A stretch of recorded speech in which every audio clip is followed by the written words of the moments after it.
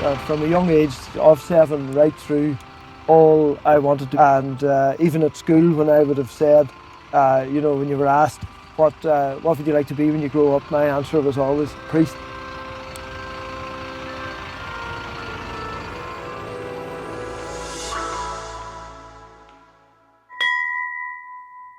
As I grew up, I also loved vehicles and particularly buses.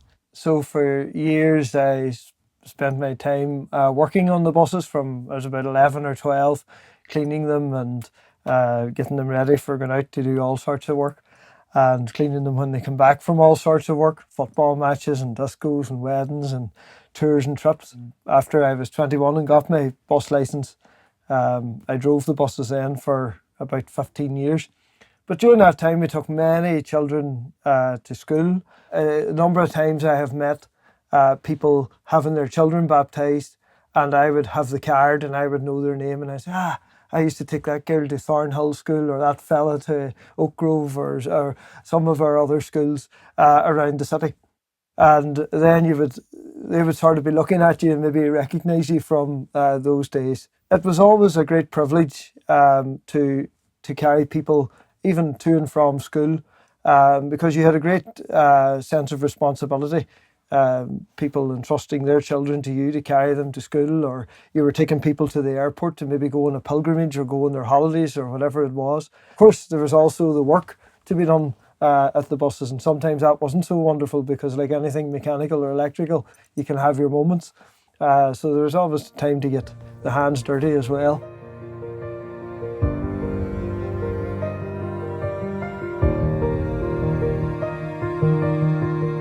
In the meantime, of course, I got into working life and was very blessed to end up in the bowling alley, as we very much started off in the old Laser Quest, the game there, and then moved into the main bowling floor and became time there.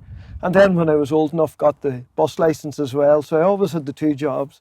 So kind of like my own B&B. And through those, I got involved in the bowling alley with Special Olympics, and became a regional coordinator for 10-pin bowling for Northern Ireland as it started, and then developed into Special Olympics Ulster, and got involved with various national games.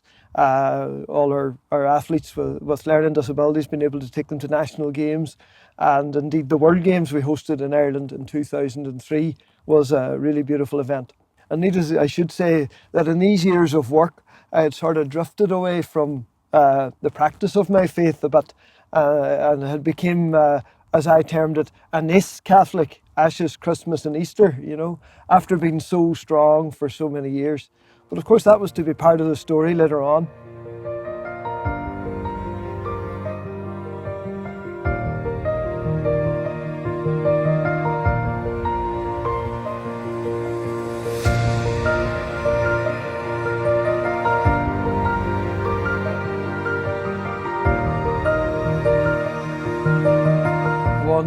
One very memorable moment, of course, that I'll always be grateful for is that thanks to my work on the buses, one of our other drivers, John, was heading away to Lourdes with HCPT, and he booked us to take the Donegal group to the airport early Easter Sunday morning, literally as the Bible says, just as the sun was rising, because I think we started lifting everybody at about 2 a.m. or 3 a.m. And so we got to Belfast, and with my time in Special Olympics, there was various people here with special needs, and some with terminal illness, and all children. And I thought, they're taking all these kids to Lourdes who never met each other to pray for a week. And I thought it was a kind of mad. But of course, the next Saturday night, I went up to lift them. The flight had been delayed. They came in at 11 o'clock, and there they all were, coming singing what I now know is "Rise and Shine and Give God His Glory, Glory." And there they all were, gelled together as a group after this week. And I just, in amazement, said to John, I says, whatever happened out there, I want to go and see. And so at 29, the next year, 28, I got a passport for the first time in my life and headed off to Lourdes as a helper. For those 6 or 7 years before, I was so busy working between the buses, the bowling alley and whatever else was happening, that I had drifted away from the proper practice of my faith for the first time in my life, and the only time. And when I went to Lourdes the next year as a volunteer, I started to take part in the masses that were part of that week, and they were all typical HCTP or IHCTP, just filled with joy, love and expression is a good way to put it. And of course the first couple of days I was a wee bit, I'm not doing these kind of dances, but it was all for the children that we had with us. And of course then I decided I would sort of half move, and then of course the next thing, by Thursday or Friday, I was teaching the moves, and the rest is history. So with the children's pilgrimage to Lourdes, IHCPT, it's always, every time I say, how many years have you been out? I always say 18 and a half. It was the last count, because the half year was where I took them to the airport and brought them back. But that's what started that wonderful relationship and brought me back to my faith. And there's a very, very important turning point on that whole story as my life and call unfolded on the journey. God will never give us what we want. He will give us what we need, but we have to ask Him for it.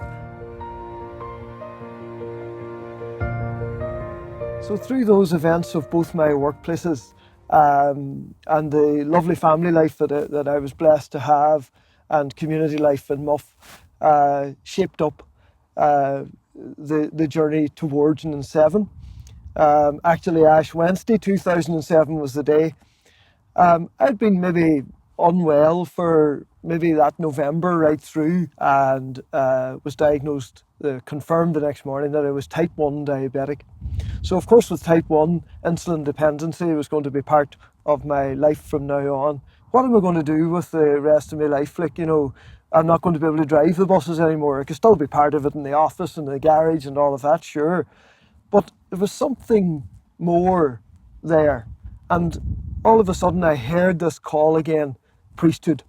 So of course I done, like everyone that's been called when we read the Bible, I done everything to say, no, couldn't be, I'm too old now, any excuse that I could find. And so I grappled with it for maybe another year and a couple of months. And that brings us up to July 2008. And at that point, there was a lad from my home parish, a couple of years younger than me, Father Daniel McFall. His ordination was coming up. And so when we went on the bus to the cathedral from the parish, during that ceremony, just with the music in the cathedral, St. Eugene's in Derry, and the whole ceremony of ordination, and just being enthralled by this, something said to me again, yeah, this is it. So that was July the 6th, 2008. And a week later, after speaking to my own parish priest at home, Father John Farn, he sent me in to Monsignor Brian McKenny, our Vicar General. And he met me, I met him. I knew him years ago when he was a priest in a parish, from doing the parish bus runs in the summer and all with the senior citizens. We talked, and he said, I must get you met up with the bishop. So I went up to Bishop Seamus a couple of days later, around, I think it was the 15th of July or thereabouts, and I had an hour and a half session with him, telling him my whole life story, the ups and downs, and he arranged for a formal interview, I think 5 or 6 days later, with the panel for the diocese, and I was selected. So off I had to tell my two workmen, Paddy at the bowling alley and Don in the buses, that, there's a wee change of plan here for us. And of course my family, because I hadn't really, I'd sort of discerned all this and done all this in the background on my own. And of course the answer from them all was, oh, well, that's no surprise. We sort of knew this was going to come, and everybody seemed to know but me.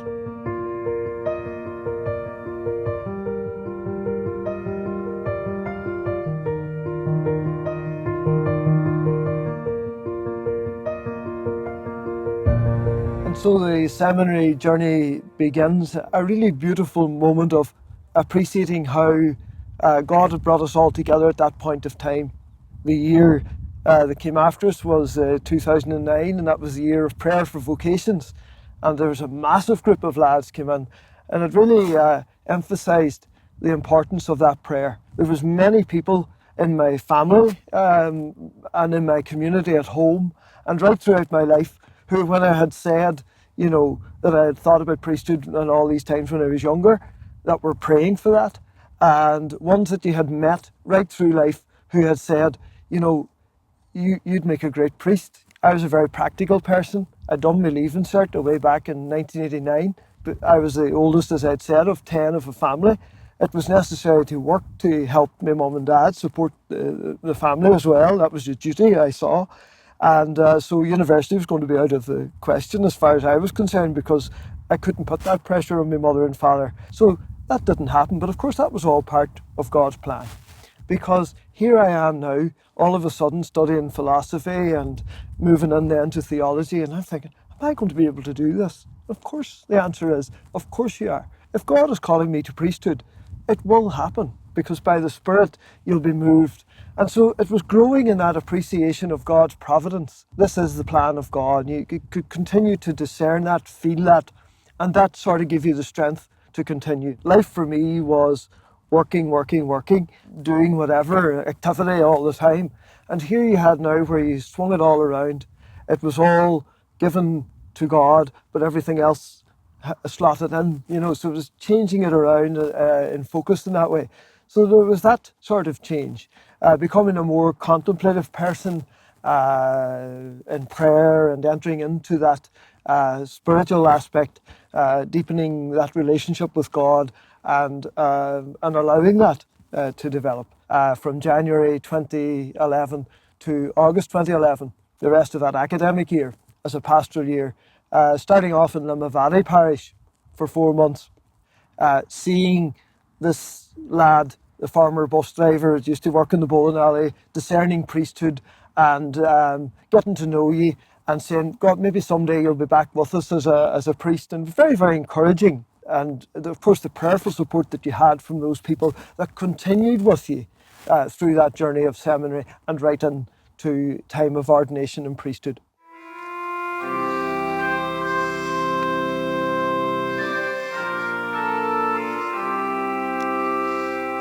And one of the things I've realised is that every event that has happened in my life, good, bad, happy or sad, it has all been part of that call of God and that serving of God, even if I wasn't aware of it. I've been here since for all 6 years of my priesthood so far, just over 6 years. And it's been a real privilege to be here, a great place to be, very lot happening and doing, particularly with the fact that as well as being the other half of the city, we also have the hospital and the chaplaincy work that parish undertakes as part of its mission. In these past couple of years, through coronavirus, of course, that has taken on a different, shall we say, dynamic, and it has been an ultimate privilege because, of course, a period of time with lockdown, we were the only other person. No family members, nobody could get in, and we were allowed to go in and bring the Lord and the sacraments to people either very, very sick, very afraid, or indeed to prepare them for that journey. Sometimes it's not easy balancing the whole life of parish and hospital chaplain. I mean, in the old days when there were plenty of priests, there was a designated hospital chaplain and they wouldn't really have done anything in the parish. I sort of use the word from the plant world of a hybrid, kind of like a hybrid, now where you're both parish and hospital.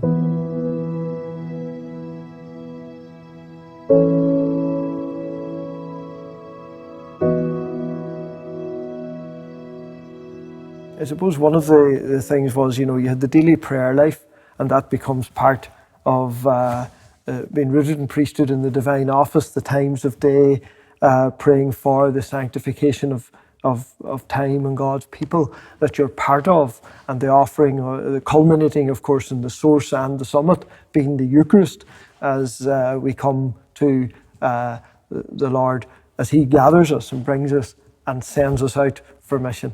Firstly, our time is for God, everything is for the glory of God, and that your day is sort of organised differently now as you go forward. Learning and adapting to that, giving, abandoning yourself into the providence, the care of God, being available for God to work through now is first and foremost, and everything will happen as a result. Am I giving glory to God through everything that I'm using, everything that I'm doing? That is what you're called. So that was a big change, but that is the call to us all, is to make those changes, to grow deeper in that relationship of dying to ourselves and to what we think we need. And remember as well, God will never give us what we want. He will give us what we need, but we have to ask Him for it.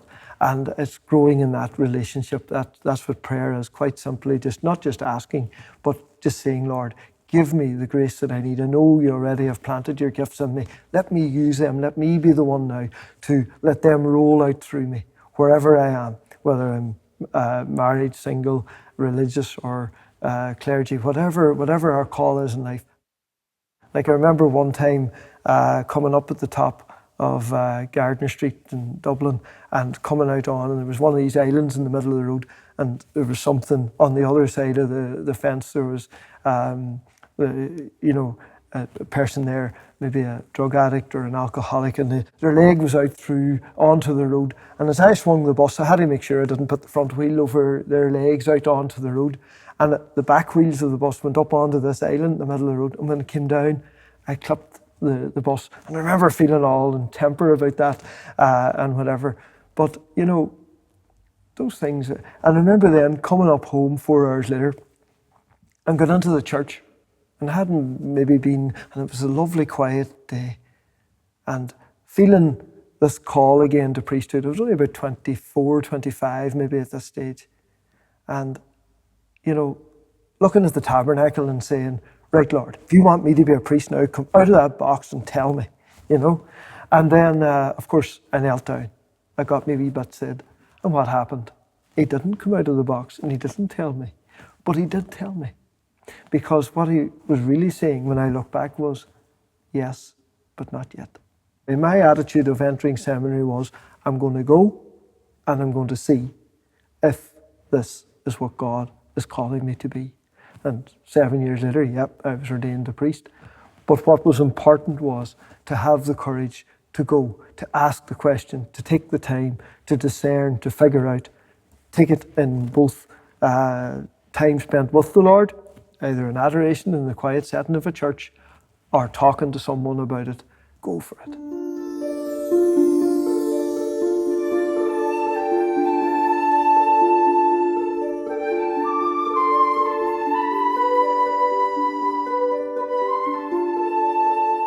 The role of the priest in that, then, of holding that together as we gather together in prayer each day, gathered by Christ in the church, to receive Him. As we come and give Him our little bit, He always gives us so much more back because He gives us Himself. Growing in holiness, that's what it is. A journey towards becoming the saint that we can be with the graces of the Lord now that we know we can take part in forever through what He has done for us in redeeming us from the slavery to the world.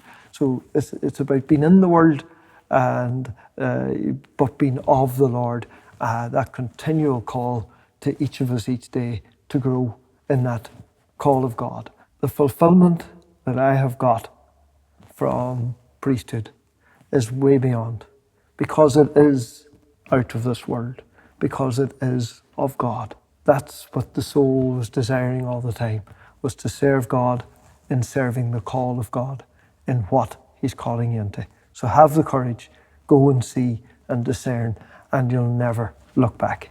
You'll never look back.